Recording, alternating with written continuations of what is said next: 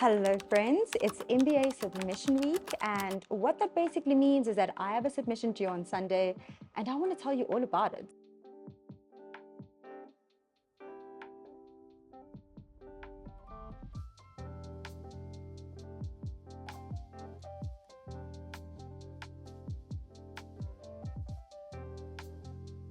I always find that, the weeks leading up to submission week are pretty much a daze and a blur and very chaotic. But post submission, I find myself like super reflective on the things that I've done, what I've worked on, what I've accomplished. And I'm like, I wish I could share this with someone who would be interested to hear. I mean, I tell my friends and my family, but some of my friends have actually done the MBA, so it's like rehashing trauma for them.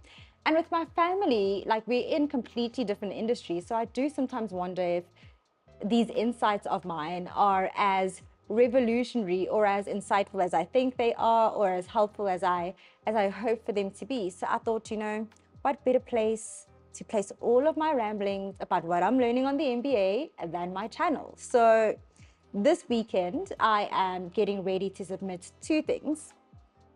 We had quite a few subjects in this current block, over 5.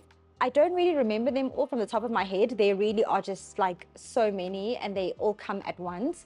It's literally like drinking water out of a fire hydrant, this MBA. Even if it's been spread over 2 years and even if it's a part-time MBA program, it really is quite intense. But the 2 that I'm focusing on for this submission weekend are strategic entrepreneurship as well as operations management. Operations management was a very interesting module in a sense that I am not an ops person at all. And essentially what I learned there is how to run a business. I am predominantly in the finance, not predominantly, I mean, that is what I do. I am in the banking sector and I've been doing banking for a very long time. So I understand how banks are set up and I understand how banks operate. But when it comes to like other industries like manufacturing or what else? I don't know, like super like ops intensive, things that have factories and things where things are made. I don't know very much about that. And I've been pushing myself to learn more, especially when it comes to like manufacturing, garments, textiles, that kind of space. I've been very curious about that space. So I gear a lot of my assignments towards those kind of industries. I'm actually getting into what I want to talk about, and I haven't even had my coffee. I am actually quite late. I wanted to get started at 7 because my partner and I are very close to submission, and I want us to actually have a weekend. So this weekend, we're tracking really, really well with our assignments. But let me make some coffee, and then I will come back and finish off my ramble of what I learned in ops, and also, most importantly, what I'm learning in strategic entrepreneurship. Just give me a second. I need all the energy I can get today, so I'm gonna reach for one of these. This is the Intenso, one of my absolute favorite pods, actually.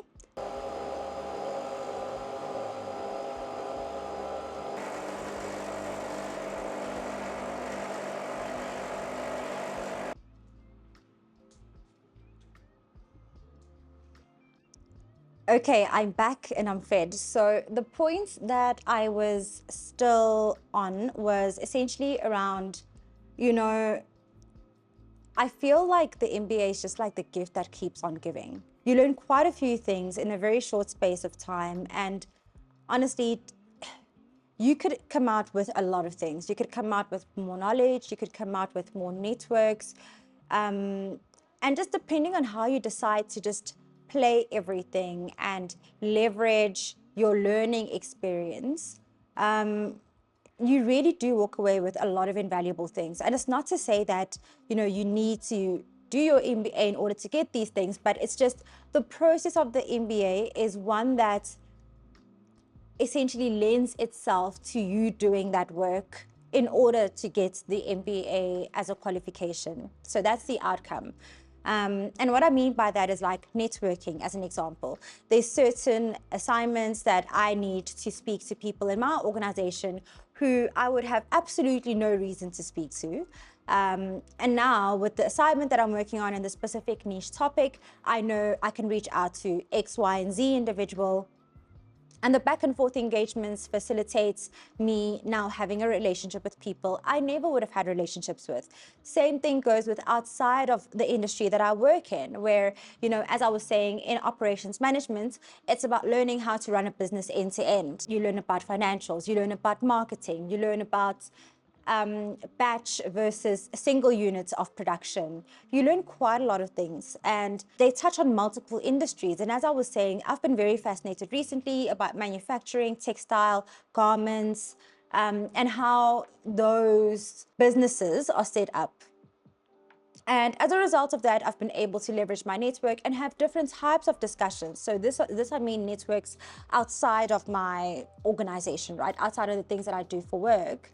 And talk to friends and talk to family who know people in these industries who can give me insights so that I can have those engagements and I can write about them. So I've used this qualification. I thought I knew what I was doing it for, but as time progresses, and I remember our program director said this exact same thing, and she said, if you go in to the MBA and you emerge out of the MBA, having gotten in for a specific reason and it hasn't changed over time, you're not doing the MBA correctly. You start out very clear on what you're trying to achieve. And for me, I wanted like the blueprint for entrepreneurship. And I also just wanted something to mentally stimulate me. Work was getting a little bit redundant. One thing I can say for sure is that unlike the beginning of the year where I really wanted to be sure about what I was sure about, I have reached a point in my journey where I am actually starting to get very comfortable with the ambiguity. When I don't know, for me, it's like a signal in my mind to say, you need to get more knowledge, you need to explore more, you need to try. And I'm really loving that process. I don't know how they set up these modules, but they literally are all interlinked. They literally all intertwine, and they just make so much sense. Now, the second thing that I need to submit, which is something that I need to do today, is strategic entrepreneurship. Strategic entrepreneurship is a relatively newer module that we've started much recently. A lot of people have asked me, what does strategic entrepreneurship mean? Like, why are we adding the word strategic? The answer to that question is, I do not know, but that's what the module is called. Next year, we will have another module, and that's called strategy. So they are two different things. I think strategy will deal more with corporate strategy, whereas this deals with, I would say, like, the best way to describe this module is it drops crumbs that take you over the edge if you really want to be an entrepreneur. I find that there's a lot of self-learning to do, but I have observed, as we have these lectures, a lot of light bulb moments and aha moments happening for like a lot of people in the class, and myself included. Like, I remember, I think it was a week or 2 weeks ago when we had a lecture and I literally saw a business model that to this day I cannot stop thinking about doing. And I'm just like, this is it. And as I said a few minutes earlier in this video, one day you think things are super clear and you know what you're doing and you know the trajectory you're supposed to go in. Then the next, you're just in the desert and you are wandering like, the Israelites. So for now, I'll say there's a very faint flickering that is guiding me in a specific direction. But I will not be surprised if that is changed by next week. I doubt it will though, because lectures are now on pause. We had our last lecture this week, and then we're opening again next year in Jan, towards the endish of Jan. So I think that I will use this block or this period to really just think about all of the things that I believe to be true for myself to date on the journey. And then I will try and, progress those thoughts, progress those ideas, and see where I land. So that's what I'm going to be doing for the rest of the year. With strategic entrepreneurship, essentially what we needed to do in the MBA, you get a lot of frameworks and you need to essentially pin your learnings against a specific framework, a specific way of thinking. It very much reminds me of consulting, and it makes a lot of sense to me why a lot of people who have completed their MBA then go on into consulting, because of the way that you think. Not only that, but it's also because of the way that the program is structured, where you're doing a whole bunch of stuff very quickly, very intensely, in a lot of detail, and then you're done and you move on to the next thing. But also you need to tie those different concepts together as you progress.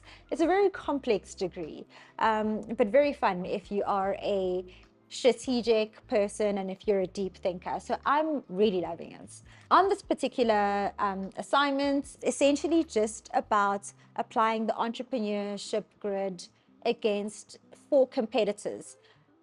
Obviously, because I'm leading it, I chose banking. There's some things I'm trying to test and understand about the organization I specifically work in. In this assignment, what we're trying to uncover is understanding the relationship between an entrepreneurial mindset within an organization and whether that correlates with the success of an organization. And success as in client growth as well as profitability.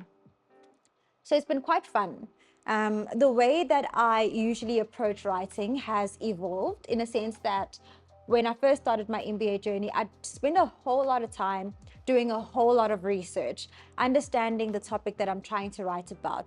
But as the year has progressed, what I found is I write my hypotheses. So I will put a whole bunch of stuff on paper. It goes much easier if I know the subjects. Like, for example, I know banking, so this assignment was quite easy to write. I'll say motivation was low just because of the time of the year, but from a knowledge perspective, very easy to write, because obviously all the banks and all of the bank's employees are in each other's business. So it's very easy. Like, the information is just stuck in the repository of your mind somewhere, waiting for you to tap into it. So that was a fairly easy thing to write. So then what I do is, once I've put everything on paper, I then find sources that validate what I am saying, which does take time, but it's less time than doing all the research, finding interesting things to write about, and then writing those things, and then plugging in or connecting the sources. In the instances where I am writing about an industry I don't know,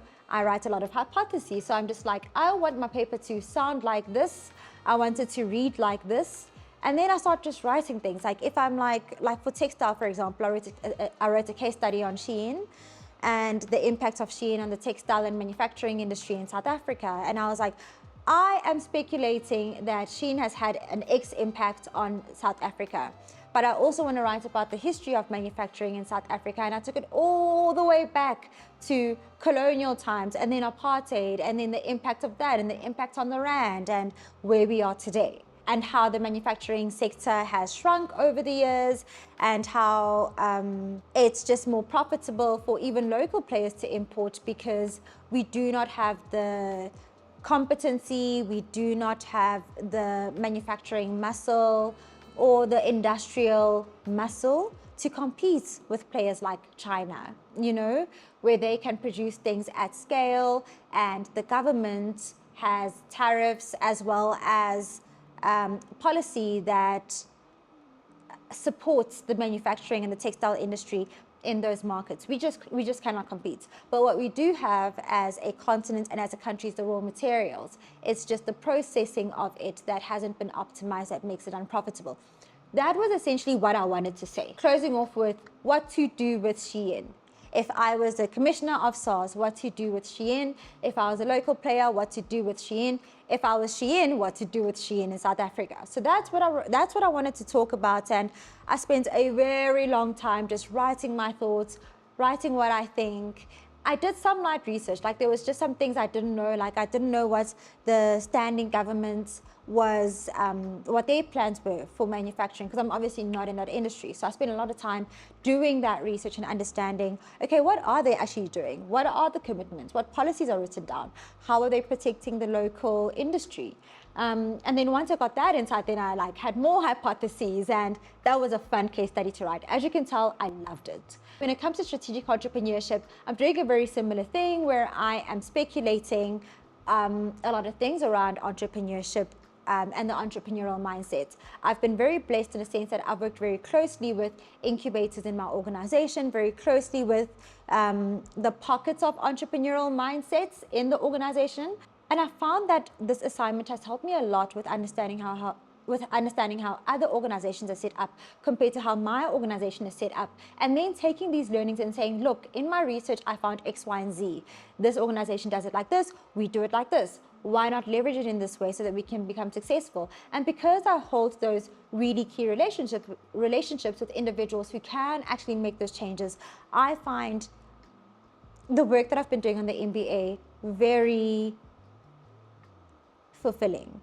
Incredibly fulfilling, because it's very much testing your own hypotheses. It's very much using your own brain and applying a specific way of thinking through things to influence and to advise and to add your voice into the things that you do. So it's honestly been lots of fun, and this is, you know, I really hope that with this series, it helps people who are on the fence about the MBA to get clarity on what you can expect, and also to get clarity on how to use the things that you learn on the MBA.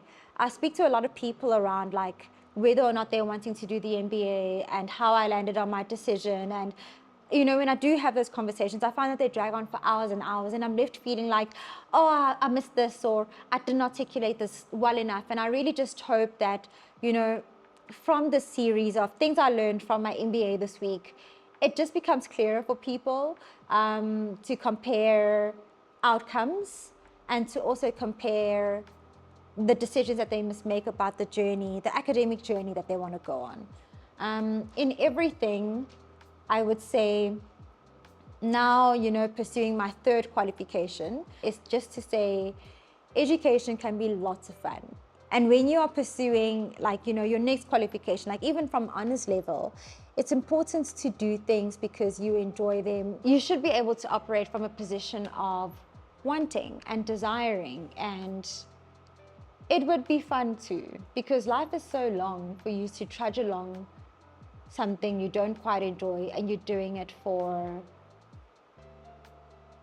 a livelihood perspective. Yes, sure, it is going to be from a livelihood perspective, but it doesn't only have to be about that. So, and these qualifications are very expensive. So if you are going to do it, approach it in this way, and you'll find it super fulfilling. Because even if you don't have the answers, even if the answers are delayed and they come to you after a very long time, you still have learned so much incrementally in these micro pockets of modules. So I hope that you guys found this insightful, and yeah, see you in the next video.